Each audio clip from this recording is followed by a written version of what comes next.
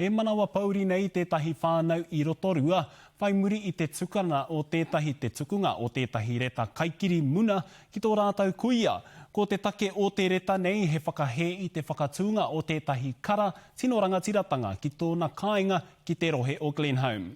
E āki ana te reta kia tangohia e ia te kara nei, he take e tirohia ana e te kāhui tika tāngata. Kei a Moana Makapelu te ronga atu. Glenholme, he rohe maia. Engari ki te tūhaki Māori ki tō whare, e ai ki tēnei reta I tuhia kia Jenny Waitai-Jones. I would say that was just repulsing, you know. It was disgusting to see that that's what you had said to my koe. Congratulations, you have won the prize for the most disgusting property in Glenholme. Hei tā te reta kia Jones, I whakaparahako te kaituhi I tōna whare me ōna haki, me ōna kupu tohu kia whakahekea.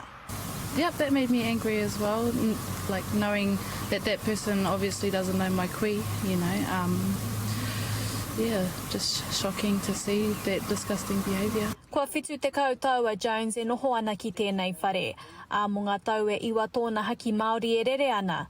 Kaore ia mo te kōrero ki runga kāmera, he oi hei tā tāna mokopuna, he tuatahitanga tēnei. There's always going to be those type of people out there, but when it's on you, it's a different story. It's, you know, you get that feeling like mamai.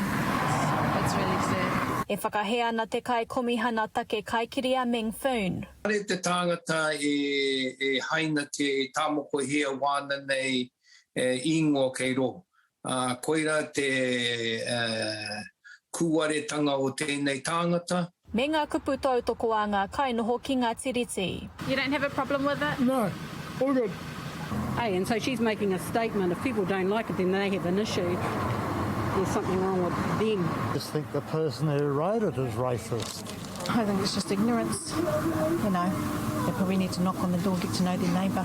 Tukua tērā reta kia tāte te komihana, whakatika tāngata me ki te manatū prihi mana hoki. Koira te mahi e nāine e koe. Hei tā te whānau karere tonu tō rātau haki Māori.